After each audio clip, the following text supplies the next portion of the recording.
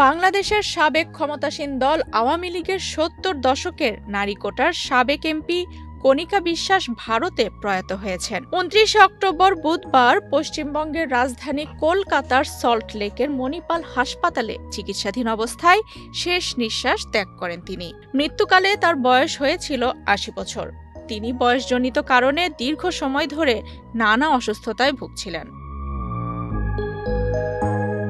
কণিকা বিশ্বাসের জন্ম বাংলাদেশের গোপালগঞ্জের কাশিয়ানী উপজেলার ওরাকান্দি ইউনিয়নে। তবে বান্ডেল থাকলে প্রতি সেনমানিতে টাকা বাঁচবে। বিকাশ সেনমানি বান্ডেল কিনে জিতুন প্রতি লেনদেনে। গত কয়েক বছর ধরে তিনি পরিবারসহ পশ্চিমবঙ্গের উত্তর ২৪ পরগনা জেলার হৃদয়পুরে বসবাস করছিলেন। কণিকা বিশ্বাস ১৯৭৩ সালে প্রথম জাতীয় সংসদের সংরক্ষিত নারী আসন ১১ থেকে আওয়ামী লীগের মনোনীত সংসদ সদস্য নির্বাচিত হন। গতকাল আমার জেঠিমা কলকাতা এক হাসপাতালে তিনি শেষ নিঃশ্বাস ত্যাগ করেছেন।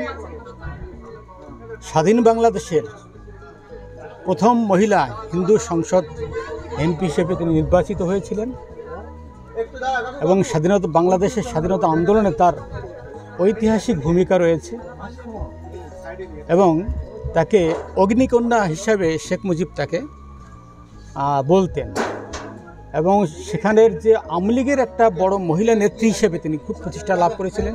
প্রয়াত কণিকা বিশ্বাস বাংলাদেশের ৬ দফা আন্দোলন, ভাষা আন্দোলন, ১৯৫৪ সালের যুক্তফ্রন্ট নির্বাচন ও বাংলাদেশের স্বাধীনতা যুদ্ধে সংগঠক হিসেবে অংশগ্রহণ সহ তৎকালীন সকল রাজনৈতিক কর্মকাণ্ডে সক্রিয় ছিলেন।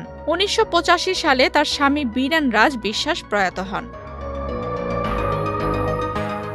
আফসানা রিপা, বাংলাদেশ প্রতিদিন।